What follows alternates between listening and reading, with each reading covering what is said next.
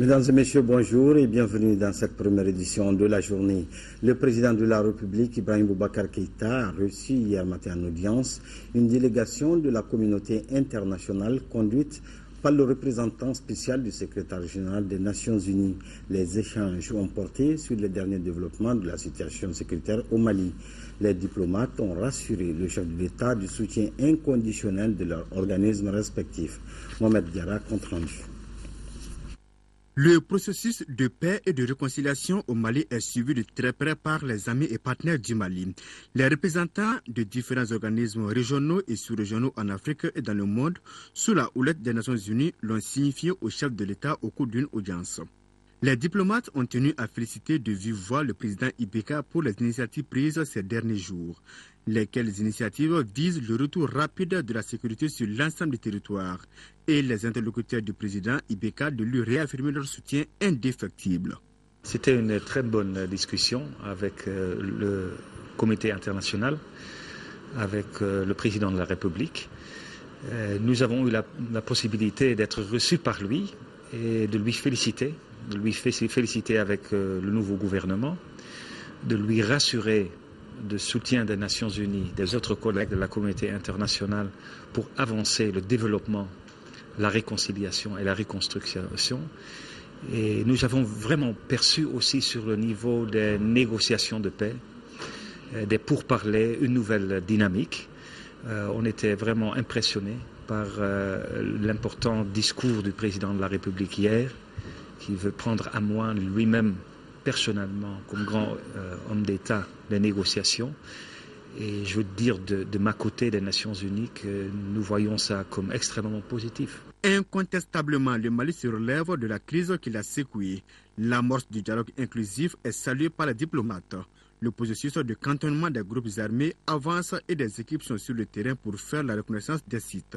Cette dynamique d'échange vise à favoriser l'unité et la cohésion sociale au Mali. Réunion hier matin du comité de suivi des engagements de Bruxelles. Objet, faire le point des promesses de financement faites à Bruxelles pour accompagner le Mali dans son développement. Alucine Touré. Autour du Premier ministre, les ministres des départements concernés par le financement des engagements de Bruxelles. Des engagements qui commencent à se concrétiser, même si la plupart des montants ne tombent pas directement dans l'escarcelle de l'État. Pour l'état des lieux par rapport au Mali en termes d'engagement, il y avait toute une série de réformes sur lesquelles on s'était engagé. Auparavant, dans le cadre des programmes d'appui budgétaire général ou sectoriel et dans le cadre du programme de facilité élargie avec le Fonds monétaire. Donc, au niveau de Bruxelles, ils ont repris à leur compte tous ces préalables-là de réforme en demandant que le rythme de réforme soit soutenu. Et à ce stade, on peut dire que les clignotants sont au vert parce que récemment, on vient de faire le point à Washington là, par rapport au fonds qui est en fait le baromètre pour tous les partenaires techniques et financiers en matière de qualité de gestion financière et fiscale d'une façon générale. Et dans l'ensemble, on est à jour par rapport à nos engagements en termes de réforme des finances publiques, en termes de transparence dans les dépenses et en termes d'effectivité de la dépense publique. Cette réunion interministérielle a également été l'occasion de faire le point d'exécution des priorités fixées par le gouvernement et annoncer les actions à entreprendre. Au nombre de ces actions, le retour de l'administration et des réfugiés. À la date d'aujourd'hui, nous pouvons dire qu'on est à peu près à 22 500 réfugiés qui sont rentrés au pays d'une manière spontanée. Et il y a également un programme avec nos partenaires de la CR que nous avons élaboré et qui permet, en attendant que d'autres mesures soient prises, pour inciter ces compatriotes à retourner en leur payant un pécule pour les permettre de quitter les camps de réfugiés et rejoindre leur pays. Et ce programme avec la CR, nous allons le poursuivre pour d'autres pays, le Burkina et la Mauritanie éventuellement. Une commission interministérielle qui a été mise en place il y a environ 3 mois a estimé qu'il fallait envoyer une mission dans ces pays d'accueil, et ces missions qui ont pris contact avec les autorités administratives et politiques de ces pays avaient surtout pour objet de préparer le terrain en vue de la signature des accords tripartites avec tous ces pays-là. Pourquoi ces accords tripartites? D'abord le pays d'accueil, le Mali et le HCR, qui doivent définir les modalités d'un retour organisé de ces populations. Et c'est à partir de ces accords que nous serons en mesure de faire un chronogramme et un calendrier détaillé de retour des populations. La réunion du comité de suivi a permis de faire le point d'exécution des engagements de Bruxelles et de bien préparer la prochaine réunion qui se tiendra le 15 mai prochain à Bamako. La Direction générale des impôts doit mobiliser pour cette année plus de 558 milliards de francs CFA. L'information a été donnée hier à l'ouverture du conseil de direction de l'administration fiscale. Brahma Traoré. La Direction générale des impôts voit grand en 2014, une année au cours de laquelle elle entend mobiliser plus de 558 milliards de francs CFA, un montant supérieur à celui de l'exercice 2013 qui était de 521 milliards de francs CFA, un objectif difficile à atteindre sans la mobilisation générale du personnel des impôts. C'était un impératif pour nous de renouer avec notre efficacité coutumière, un défi que la Direction générale des impôts et la section syndicale devront relever en rétablissant avec tact et discernement la cohésion sociale au sein de la famille des impôts. D'ores et déjà, un cadre de dialogue a été mis en place afin de favoriser des discussions responsables dans un cadre de respect mutuel. D'autres défis se posent à l'administration fiscale malienne. On note en l'occurrence l'insuffisance des ressources humaines qualifiées, le décalage entre l'extension du réseau informatique et la prise en charge des besoins nouveaux. Des difficultés qui sont loin d'occulter les réformes engagées pour améliorer les procédures de gestion des impôts. Il s'agit entre autres de la réforme des moyennes entreprises, de la mise en œuvre des mesures préalables à la suppression de la retenue à la source de la TVA, de la gestion informatisée des exonérations fiscales. Pour les premiers responsables du département de l'économie et des finances, la mobilisation des ressources doit être au cœur de notre développement.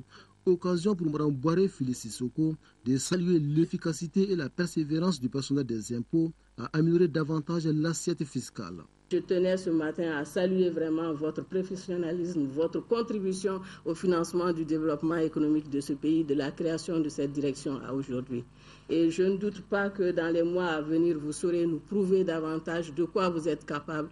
Je crois que la façon dont on a terminé l'année 2013, le dernier trimestre en dit long. Et nous avons confiance qu'en fin d'année, nous serons au rendez-vous des recettes telles que nous nous les sommes assignées. En tout cas, ma présence, c'est vous dire que le soutien du ministère de l'économie et des finances ne vous fera pas défaut. La Direction générale des impôts se veut une administration fiscale moderne et efficace, soucieuse de la qualité de gestion et du service à la clientèle. Santé, travaux sur le repositionnement de la planification familiale en Afrique de l'Ouest. Les représentants de la société civile du Bénin, du Sénégal et du Mali partagent les bonnes pratiques et les contraintes liées à l'accès et à l'utilisation des produits contraceptifs. Ramata Konaté, compte rendu. Après 2 années d'activités relatives à la planification familiale, l'heure est au bilan. Évaluer ce qui a été fait et ce qui reste à faire dans le cadre du projet renforcement de l'engagement de la société civile dans le repositionnement de la planification familiale en Afrique de l'Ouest. Il y a eu des interventions qui visaient les jeunes par rapport au service des PF. Donc on a eu qu'en termes de coordination des interventions, le message n'a pas bien passé. Après plus de 2 ans, la mise en œuvre de l'initiative apparaît comme une nécessité et la mutualisation des leçons apprises, des expériences antérieures avec l'ensemble des acteurs des 3 pays s'avère opportune pour des perspectives de pérennisation de l'engagement de la société civile dans la planification familiale. Cette rencontre, selon ses initiateurs, se tient au moment où des efforts restent à faire en matière d'accès aux produits contraceptifs. 30% des femmes voudraient soit espacer leur grossesse ou limiter les naissances. Elles n'arrivent pas, malheureusement, pas à le faire à cause des problèmes d'accessibilité géographique ou financière, mais aussi à cause des barrières, de beaucoup de barrières jusque-là socioculturelles. Donateurs et représentants de la société civile, tous s'imprègnent de l'évolution de la planification familiale, des leçons apprises et des initiatives entreprises par les organisations de la société civile pour la promotion de la santé et de la reproduction. Les pays concernés par cet exercice de 2 jours sont le Bénin, le Sénégal et le Mali. Activité ministérielle pour sa première sortie, Ousseini Amion-Guindo, ministre des Sports, a rendu visite aux aigles cadets qui participeront au tournoi de football de l'Union des fédérations ouest-africaines. C'est du 19 au 27 avril au Togo. Abdelkarim Kaba, compte rendu. Pour sa toute première activité à la tête du département des sports, Ousseini Amion-Guindo a choisi de se rendre à Kabala où sont logés les aigles cadets. Les cadets préparent la première édition du tournoi UEFOA de la catégorie qui doit se tenir à Lomé au Togo. Ousseini Amion-Guindo est venu réaffirmer la volonté du gouvernement et les motiver comme il se doit à la veille de chaque grande compétition. Il est bon quand même que les jeunes mouillent le maillot pour le Mali pour que eux aussi en fait contribuent à rehausser une image, en tout cas à donner une image positive au pays, mais aussi qu'ils comprennent que désormais ce gouvernement en tout cas, a décidé de récompenser le mérite. L'exemple de l'équipe de basketball féminin, les moins de 16 ans, pour moi, c'est un exemple que toute la jeunesse doit suivre. Pour ce tournoi, le Mali est invité. Le coach Baïba et ses poulains sont dans la poule B avec le Niger et le Nigeria. Le premier responsable des sports a saisi cette occasion pour visiter les locaux du centre d'entraînement pour sportifs de haut niveau, Ousmane Traoré. Là, le ministre a constaté les problèmes d'eau, d'électricité, entre autres. Il faut que toutes les conditions soient créées pour le confort nécessaire pour permettre à l'équipe quand même d'être internée ici ou hébergée ici dans les meilleures conditions. Ousseini Amion-Guindo, ministre des Sports, a instruit à ses collaborateurs de résoudre au plus vite ces problèmes pour un bon séjour des équipes. Actualité à l'étranger, la présidentielle en Algérie, ce sont 23 millions d'électeurs inscrits qui devront départager les 6 candidats en lice. Pas d'incident majeur, mais le président sortant est donné largement favori. Cette image résume à elle seule le climat de la présidentielle algérienne. Un président sortant affaibli, le regard vide, en fauteuil roulant, poussé par son frère jusque dans l'isoloir. La main tremblante, Abdelaziz Bouteflika, grand favori du scrutin, a voté. Immortalisé par une cohue de photographes, c'est sa première apparition publique depuis mai 2012. Jeudi, 23 millions d'électeurs étaient appelés aux urnes en Algérie. Ils devaient choisir leur prochain président parmi 6 candidats. Cela fait longtemps que je n'ai pas voté. Et cette fois-ci, je me suis dit que je devais y aller, même si je devais mourir sur le chemin. À la mi-journée, la participation était de 9,15% selon le ministère de l'Intérieur. Dans les rues d'Alger, les inconditionnels de Bouteflika côtoient les plus pessimistes. Bouteflika est notre président. Nous n'avons besoin de personne d'autre. L'Algérie, c'est notre pays. Nous voulons la paix. On est pour la paix. Personne n'ira voter. Les dés sont déjà jetés, quoi. C'est une mascarade électorale. Je ne vais pas voter, parce que la situation du pays est mauvaise. Nous ne savons plus ce qui est juste et ce qui est injuste. Selon les autorités, le scrutin s'est déroulé dans le calme dans tout le pays. Mais les médias locaux ont rapporté des heurts dans les bureaux de vote en Kabylie et une quarantaine de blessés. Jeudi, la police était très présente à Alger.